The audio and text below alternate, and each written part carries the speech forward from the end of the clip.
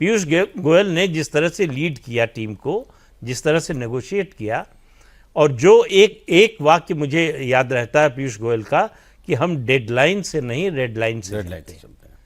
तो जब वो कहा गया था कि भाई ये डेडलाइन है, इस समय तक पूरा कर लेना है, तो उन्होंने कहा डेडलाइन से हमको कोई फर्क नहीं पड़ता, हम अपनी रेडलाइन नहीं क्रॉस करेंगे।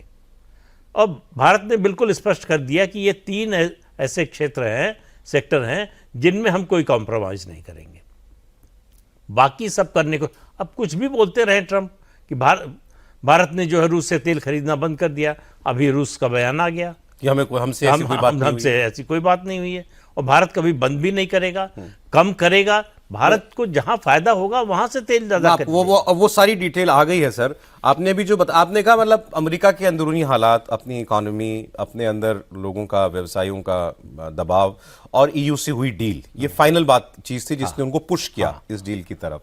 अभी आप जो कह रहे थे कि उनके अंदर लोग जो हैं वो नाराज हैं, एक कोलिशन है वहां पर, मेरे को भी रिसर्च में मिला, 800 बिजनेसेस, स्मॉल बिजनेसेस इस कोलिशन का हिस्सा हैं, और उसका नाम है वी पे द टैरिफ्स। कोलिशन का नाम है वी पे द टैरिफ। बाकी देश नहीं, हम आपके अपने बिजनेसमैन टैरिफ पे करते हैं, और वो तो ये कह रहे हैं कि 18% टैरिफ पे भी खुश होने की जरूरत नहीं है, इसको सेलिब्रेट मत करो। वो वहां अपने लोगों को कह रहे हैं, क्योंकि पहले इंडिया के ऊपर जो है 2-3% टैरिफ था। ठीक है, अब ट्रंप ने क्योंकि सब पूरी दुनिया पे लगा दी, तो वो बेसलाइन बराबर हो गई, सभी की बेसलाइन वहीं से शुरू होती है। उसमें भी हम एडवांटेजेस पोजीशन में ही है, क्योंकि हमारे कॉम्पिटिटर से हमारा टैरिफ कम है। तो वो तो अभी भी कह रहे हैं कि भाई ये टैरिफ जो भी लगाए थे, इसको नुकसान तो हम ही को हो रहा था, जो बात आप कह रहे थे उसके सपोर्ट में। अब ट्रंप ने देखिए बोला क्या, उन्होंने कहा it was an honour to speak with prime minister Modi, he is one of my greatest friends, मेरे सबसे अच्छे दोस्तों में से हैं, powerful and respected leader of his country.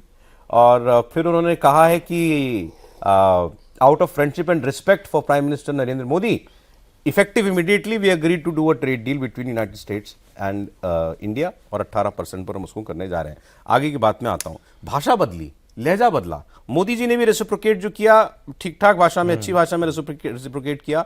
Wonderful to speak with my dear friend president Trump, उन्होंने भी dear friend जो है उनको कहा। फिर उनकी पीस इनिशिएटिव्स की भी तारीफ कर दी और कहा कि दुनिया को उनकी लीडरशिप की बड़ी जरूरत है और हम उसके साथ हैं। तो मतलब ऐसा लगा कि जैसे कभी कुछ बिगड़ा ही नहीं था दोनों के बीच में, अचानक इतना रोजी हो गया सब कुछ। ऐसे कैसे सर? सॉरी, नहीं, दोनों के बीच में कुछ ज्यादा नहीं बिगड़ा था। जो बिगड़ा था वो देशों के नेशनल इंटरेस्ट थे, ठीक है ना। दोनों लीडर्स एक दूसरे को वार्म से करते हैं। मेरे विचार से जो अगर बात हो रही कि क्या हुआ, जो गेम मतलब ये डील की हुई, मेरे हिसाब से ये है तेल की बात। अच्छा, हमने तेल लेना कम कर दिया था रशिया से। बाय द वे 50% टैरिफ है, 25% तेल की थी, 25% ट्रेड की थी, राइट।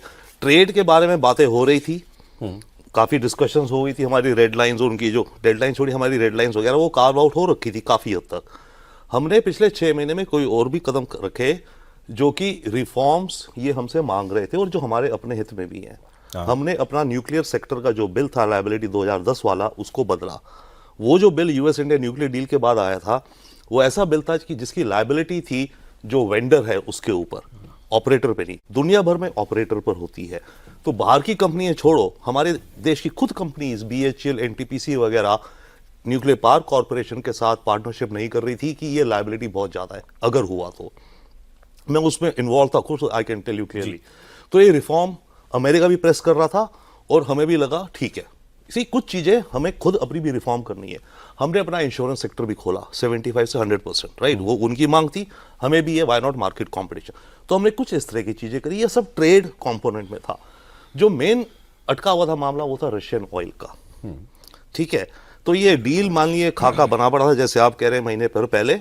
बात ये थी ये तेल वाले गुत्थी सुलझे तो ये सारी चीजें किक इन हो जाएंगी।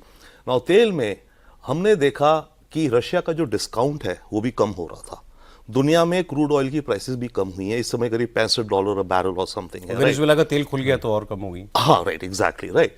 तो जो डिस्काउंट में हमें मिल रहा था, देखिए पहले 4 साल हम खड़े रहे, राइट। इतने आते थे, हमने बोला नहीं हम ले रहे, हमारे इंटरेस्ट पे अच्छा डिस्काउंट मिल रहा था हमें। अब डिस्काउंट मिलना कम हो गया था। एज वेल एज ध्यान रखिए इनकी सेनेट और हाउस में एक बिल चल रहा है जो कह रहा था 500% टैरिफ्स अगर रशियन ऑयल खरीदते रहे। तो वो हमारे सामने है, अगर हम खरीदते रहते तो वो आएगा। तो करीब दिसंबर से हमने रशिया से तेल खरीदना कम करा है। ये सारा इंडस्ट्री डेटा है, हमारी सरकार कहे या जो कहे, नवंबर 2025 में हम तेल खरीद रहे थे 7.7 मिलियन बैरल्स पर डे, ठीक, 7.7। Okay. और आज जनवरी में हम खरीद रहे हैं 1.2 मिलियन। 7.7 मिलियन से हमने जनवरी में 1.2 कर दिया, जो फरवरी में 1 मिलियन हो जाएगा और मार्च में 8 लाख हो जाएगा। एग्जैक्टली तो हम कम कर रहे हैं बिल्कुल। और इसे आप कहीं अमेरिकन प्रेशर में कर रहे हैं, हाँ हम देख रहे हैं राइटिंग ऑन द वॉल, क्योंकि देखिए हमें इकोनॉमिक कैलकुलेशन करनी है। पिछले एक साल में जो हमने रशिया से तेल खरीदा है डिस्काउंटेड, हमें करीब $10 बिलियन का फायदा हुआ हमारी सरकारी प्राइवेट कंपनीज को। अगर फ्री मार्केट $26 बिलियन 26 वो 3 सालों में हुआ है, हाँ, पिछले 3 एक साल हाँ, का मैं कह रहा हूं 10 बिलियन, ठीक है, एक साल में 10 बिलियन हुआ है।